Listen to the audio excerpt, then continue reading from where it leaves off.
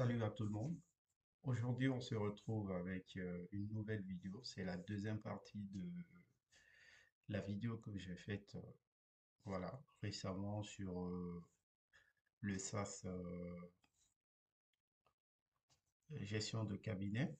Alors, aujourd'hui, je vais vous présenter en fait la partie secrétaire parce que je vous ai présenté la première vidéo, la partie administration, voilà, avec l'interface admin, les onglets.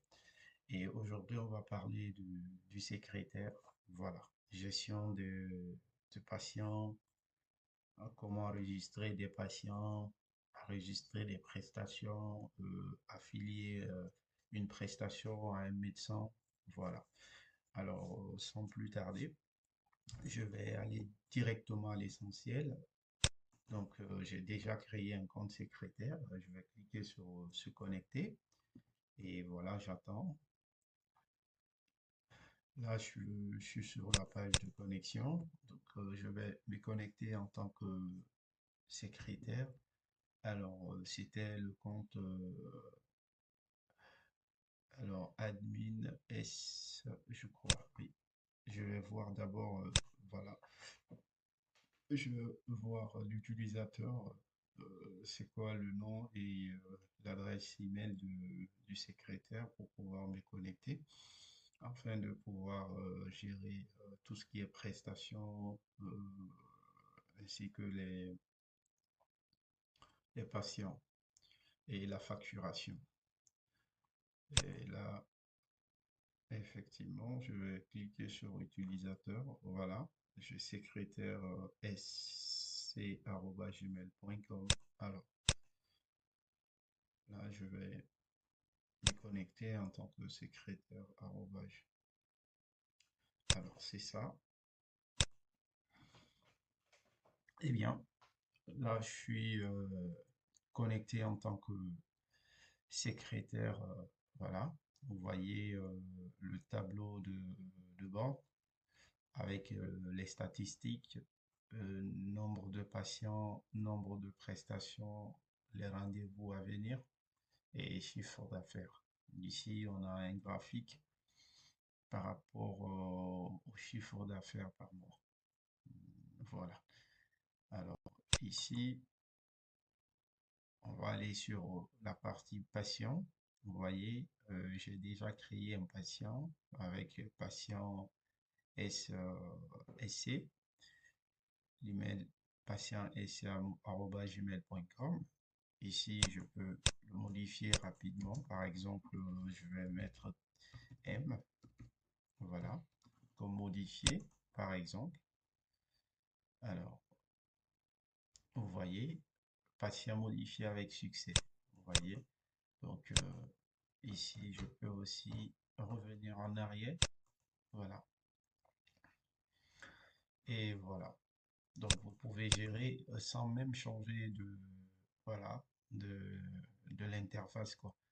Alors, ici, vous pouvez supprimer aussi avec un message êtes-vous sûr de cette action. Voilà. Si vous n'êtes pas sûr, vous cliquez sur annuler. Donc, si vous voulez créer un patient, c'est très simple. C'est comme la création des utilisateurs. Donc, ici, créer.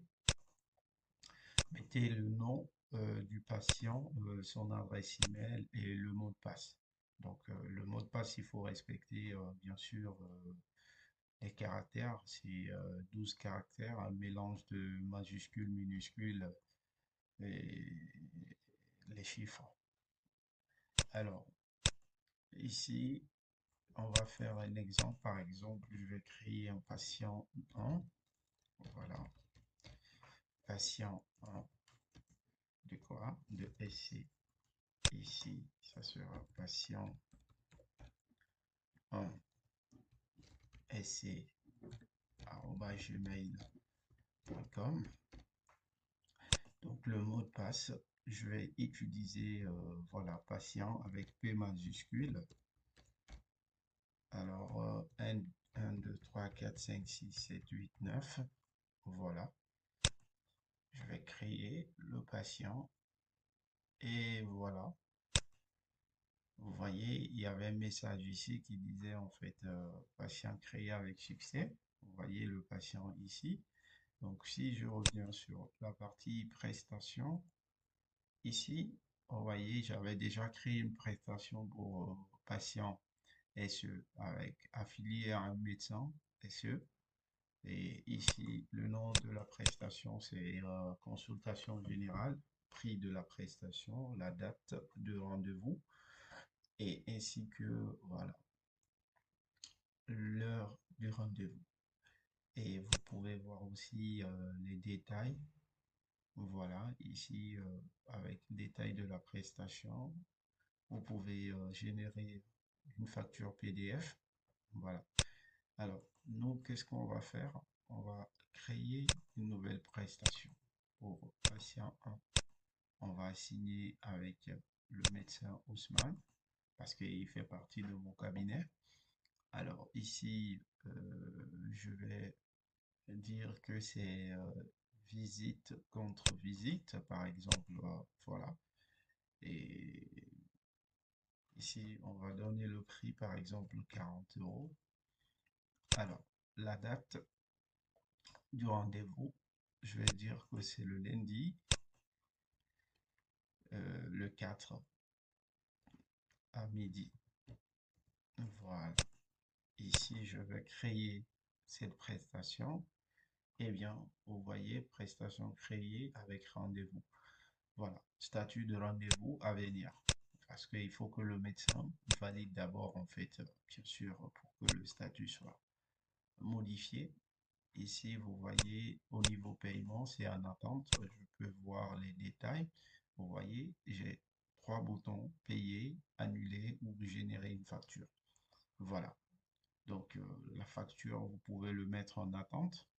Et une fois le patient paye, donc là, vous cliquez sur payer au cas où le patient il change d'avis.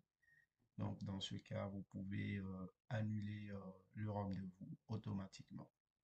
Alors, nous, on va prendre le premier exemple. Voilà, dans le cadre où le patient paye la prestation. Donc, je vais cliquer sur payer. Vous voyez, facture réglée avec succès. Alors, ici, vous voyez, le statut a été modifié. Donc, c'est ça le rôle du secrétaire, en fait. Donc, le secrétaire va enregistrer les patients, planifier des prestations, générer une facture. Voilà. Et le médecin aussi, on va voir, en fait, le médecin aura accès à tous les rendez-vous planifiés par le secrétaire et créer une visite médicale, voilà, avec la date et tout, afin de générer en fait un document ou un rapport de la visite médicale. Voilà. Mais on va voir ça dans la prochaine vidéo, voilà, certainement. Et ici, c'est le menu messagerie interne entre les personnels de la boîte. Voilà. Ici, il y a l'administrateur, le médecin, vous voyez. Donc ici, on peut, voilà, ici on peut envoyer un message au médecin sans aucun problème. Voilà, bien. Alors ici, donc on va essayer